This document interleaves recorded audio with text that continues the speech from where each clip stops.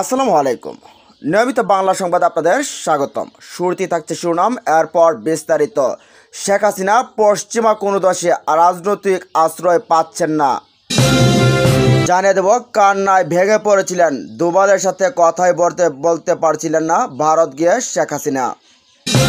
এবং সবশেষ জানিয়ে দেব, ভারতে হঠাৎ গুরুতর অসুস্থতা শেখ হাসিনা।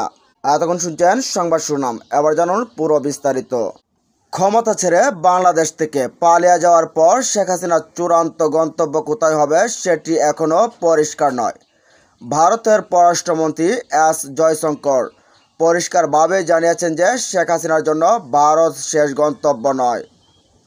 তিনি জানান, খুব কম সময়ের নোটিশে শেখ হাসিনা সাময়িকভাবে ভারতে আসার অনুমতি চান।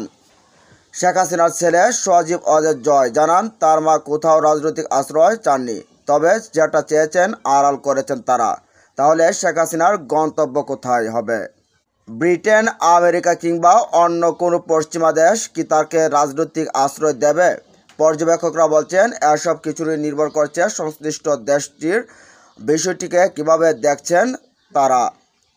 ইন্টারন্যাশনাল ক্রাইসিস গ্রুপ এর গবেষক টম কিন বিবিসি বাংলাকে বলেন, পশ্চিমা দেশগুলোতে রাজনৈতিক আশ্রয় পাওয়া শেখ হাসিনার জন্য খুব কঠিন হবে, এমনকি সম্ভব নাও হতে পারে।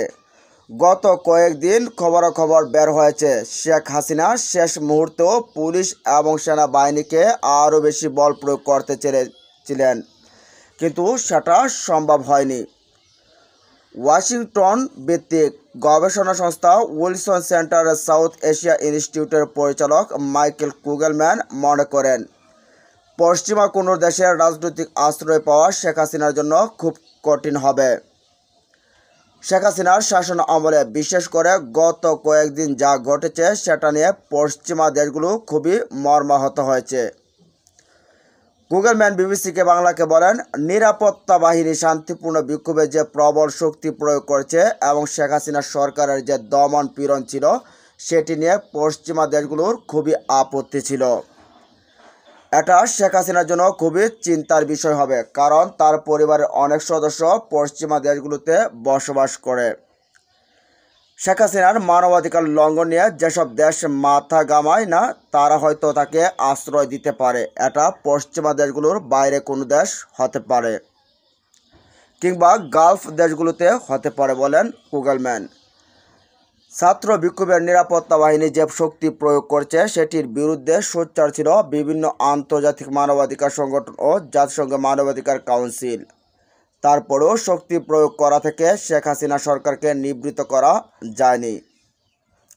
সে চেয়েছিল ক্ষমতায় টিকে থাকার জন্য আরও বেশি মানুষ হত্যা করতে, বলেন ইন্টারন্যাশনাল ক্রাইসিস গ্রুপ এর টম কিন। তিনি মনে করেন, আন্তর্জাতিক অপরাধ আদালত যদি বাংলাদেশের সাম্প্রতিক বিষয়গুলো তদন্ত এবং কোনো বিচার প্রক্রিয়া শুরু হয় সেটি ভিন্ন পরিস্থিতি তৈরি করবে। সেক্ষেত্রে তিনি ব্রিটেনে থাকলেও নিরাপদে থাকতে পারবেন না। অতীতে বিভিন্ন সময় দেখা গেছে পতিত স্বৈরাচারদের রাজনৈতিক আশ্রয় দেওয়ার নজির রয়েছে ইউরোপ কিংবা আমেরিকায়। কোনো মুসলিম সংখ্যাগরিষ্ঠ দেশে ক্ষমতাচ্যুত একক নায়কদের আশ্রয় দিয়েছে সৌদি আরব। তাহলে শেখ হাসিনার ক্ষেত্রে পশ্চিমা দেশগুলোর ব্যতিক্রম হতে পারে কেন?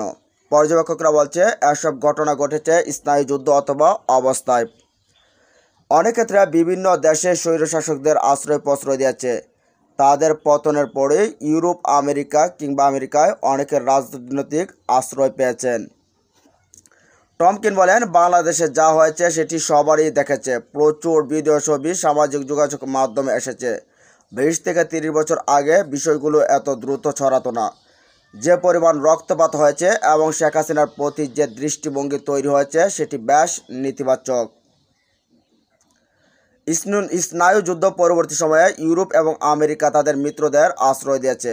আমার মনে হয় না শেখ হাসিনার প্রতি তাদের কোনো দায়বদ্ধতা আছে। একথা উল্লেখ করে টম কিন বলেন, শেখ হাসিনা অতীতে কখনো কখনো পশ্চিমাদের পছন্দের তালিকায় যেতে পেরেছে, কিন্তু মিত্র হয়ে উঠতে পারেনি। তাছাড়া ইউরোপ, আমেরিকা অনেক বাংলাদেশি বসবাস করেন। সম্প্রতি ছাত্র বিক্ষোভে তাদের অধিকাংশ সমর্থন যেমন দিয়েছেন, তেমনি শেখ হাসিনার বিচারের দাবিতেও সরব হয়েছেন। টমকিন বলেন, ইউরোপ ও আমেরিকায় বসবাসরত বাংলাদেশিদের মধ্যে অনেকেই আছেন যারা সেসব দেশের নীতি নির্ধারণী পর্যায়ে বিষয়গুলো তুলে ধরতে পারেন। এ কারণেও শেখ হাসিনাকে আশ্রয় না দেওয়ার বিষয়ে চিন্তা করবে পশ্চিমা দেশগুলো। স্বৈরশাসকরা কোথায় যায়? স্বৈরশাসকদের হাত থেকে যখন ক্ষমতা ফসকে যায় সেটা বেশ বিপজ্জনক হয়ে ওঠে তার জন্য। তাদের ক্ষমতা শেষ দিকে চলে আসে, তখন শাস্তি, কারাদণ্ড কিংবা জীবনের ঝুঁকিও তৈরি হয়। সেজন্য স্বৈরশাসকদের ক্ষেত্রে দেখা যায় তারা দেশ ছেড়ে পালিয়ে যায়।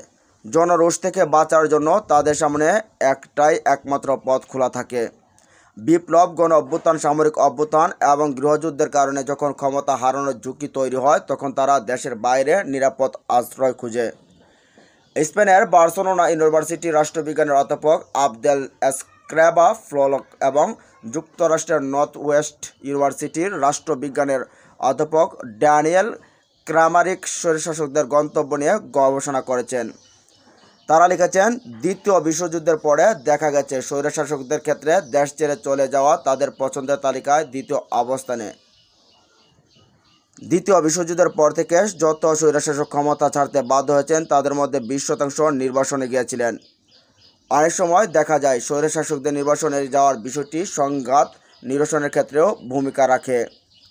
এদিকে কান্নায় ভেঙে পড়ছিলেন, দুবালের সাথে কথাই বলতে পারেননি হাসিনা।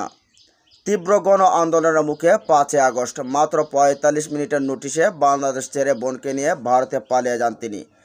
কিন্তু ততক্ষণে মানসিকভাবে সম্পূর্ণ বিপর্যস্ত হয়ে পড়েছিলেন শেখ হাসিনা। কান্নায় নাকি এতটাই ভেঙে পড়েছিলেন যে ভারতের জাতীয় নিরাপত্তা উপদেষ্টা অজিত দোভালের সাথে ঠিকমতো কথাই বলতে পারেননি। তিনি প্রথম যে ভারতীয় কর্মকর্তার সাথে কথা বলেন তিনি হলেন অজিত দোভাল। হাসিনা বিরোধী আন্দোলন তীব্র হয় সরকারি চাকরিতে কোটা সংস্কারের দাবিতে। পরে এই ছাত্র আন্দোলন কার্যত হাসিনা হটাও অভিযানের রূপ নেয়। গত 5 আগস্ট যা ভয়ঙ্কর আকার ধারণ করে। ইস্তফা দিয়ে দেশ ছাড়েন হাসিনা। বাংলাদেশ সেনাবাহিনী বিমানে ভারতের হিন্ডন এয়ারবেসে আসেন তিনি। সেখানেই রাতে তার সাথে দেখা করতে যায় অজিত দোভাল। এক সর্বভারতীয় সংবাদ মাধ্যম সূত্রে খবর সে সময় মানসিকভাবে বিপর্যস্ত ছিলেন হাসিনা। কান্নায় এতটাই ভেঙে পড়েছিলেন তিনি যে কথা বলার অবস্থায় ছিলেন না। তার নিজের আগামী পরিকল্পনা বা কোথায় যেতে চান সেসব নিয়েও দোভালকে কিছু জানাতে পারেনি হাসিনা। তার মানসিক অবস্থা দেখে পরবর্তী কোনো দেশে আশ্রয় নিতে চান এ প্রশ্নও নাকি করতে পারেনি দোভাল। আপাতত দিল্লির সেফ হাউসে রয়েছেন হাসিনা। বাংলাদেশের পরিস্থিতির উপর কড়া নজর রাখছে ভারত। হাসিনাকে নিয়ে তৎপরতা তুঙ্গে সাউথ ব্লকে। মঙ্গলবার সর্বদল বৈঠকেও হয়েছে পার্লামেন্টের অ্যানেক্সেস ভবনে। বাংলাদেশ নিয়ে রাজ্যসভায় বিবৃতি দিয়েছেন ভারতের পররাষ্ট্রমন্ত্রী এস জয়শঙ্কর। পরবর্তী পরিকল্পনা জানানোর জন্য আপাতত হাসিনাকে কিছুদিন সময় দিয়েছেন ভারত। দিল্লির সর্বদল বৈঠকে এমনটাই জানিয়েছেন জয়শঙ্কর।